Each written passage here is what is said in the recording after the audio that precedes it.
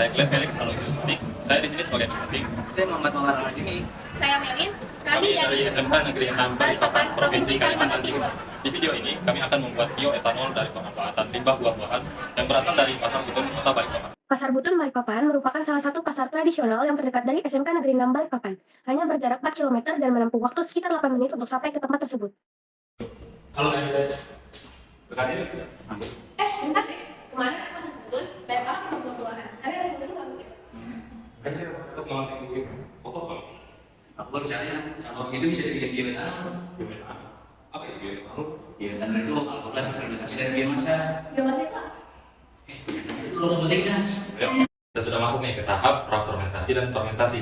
Alat dan bahan yang kita gunakan sebagai berikut. Kita menyediakan 3 limbah, yaitu limbah mangga, limbah jeruk, dan limbah nanas. Kemudian ada fermentan dan air mineral. Dan untuk alat yang kita gunakan ada fermentor. Fermentor merupakan sebuah alat yang membantu kita dalam proses fermentasi. Pertama-tama lubangi tutup botol dengan alat solder. Lubangi tutup botol lainnya. Hubungkan kedua botol dengan selang. Kemudian agar tidak udara, kita bisa menambahkan dengan lem tembak di sisi-sisi lubang. Ini adalah hasil akhir dari fermentor. Gelas ukur, blender, timbangan, Corong, saringan, pisau, telenan, pengaduk, sendok, baskom, cawan, dan sarung tangan. Nah, kali ini kita akan membuat 3 sampel di mana kita akan menggunakan limbah kulit nanas. limbah jeruk. Dan 5 mangga. Untuk sampel yang pertama, kita akan menggunakan 500 gram limbah nanas dan 1 liter air murni. Nah, kita masuk ke tahap penyaringan limbah nanas yang sudah kita blender. Untuk sampel kedua, temukan nanas dan jeruk dengan perbandingan 1:1. Dan untuk Lanjut ke penyaringan sampel 2. Untuk sampel 3, kita akan menggunakan limbah nanas dan limbah mangga, di mana masing-masing bermassa 250 gram dan ditambahkan dengan 1 liter air. Nah, kita sudah kembali dengan 3 sampel, di mana sampel pertama yaitu 100% kulit nanas. Sampel kedua 50% limbah kulit nanas, 50% limbah jeruk.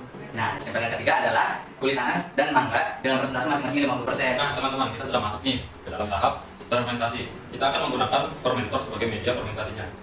Kita di sini akan melarutkan ragi yang mengandung bakteri Saccharomyces cerevisiae dengan massa 20 gram. Ragi yang mengandung bakteri Saccharomyces cerevisiae akan dicampurkan dengan air hangat dan dilarutkan. Setelah larut, larutan ini kita akan campurkan kepada sampel 1. Campuran ini akan kita masukkan ke dalam fermentor. Nah, alat fermentor ini jangan lupa ditutup rapat ya teman-teman, agar tidak udara. Perlakuan yang sama akan diterapkan nanti di sampel 2 dan sampel 3.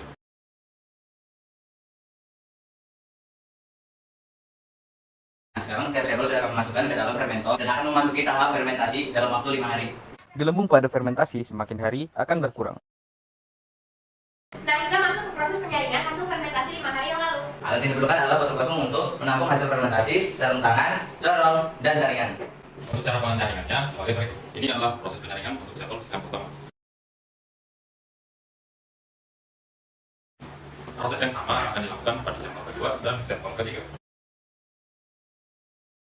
Ini adalah hasil dari sampel 1, 2, dan 3 setelah dilakukannya penyaringan. Kita akan menuju tahap destilasi dengan menggunakan alat bantuan yang telah kita buat menggunakan barang-barang bekas di sekitar kita. Adapun penjelasan alat detailnya sebagai berikut. Ada kompor sebagai pemanas, tabung destilasi, termometer, dan selang silikon. Di sini juga ada kondensor atau pendingin yang dilengkapi dengan pompa air dan juga selang silikon. Nanti air akan masuk dari selang silikon yang berada di bagian bawah kondensor dan akan keluar dari selang yang berada di bagian atas kondensor. Dan juga di sini ada tabung destilat yang akan menampung hasil dari destilasi.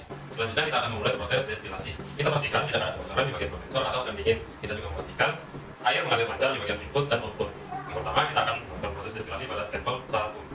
Kita tuang sampel 1 ke dalam tabung destilator. Lalu itu berapa? Kemudian kita akan memasang termometer pada tabung destilator dan menyalakan kompor dengan api yang paling kecil. Kemudian nyalakan stopwatch pada saat kompor telah dinyalakan.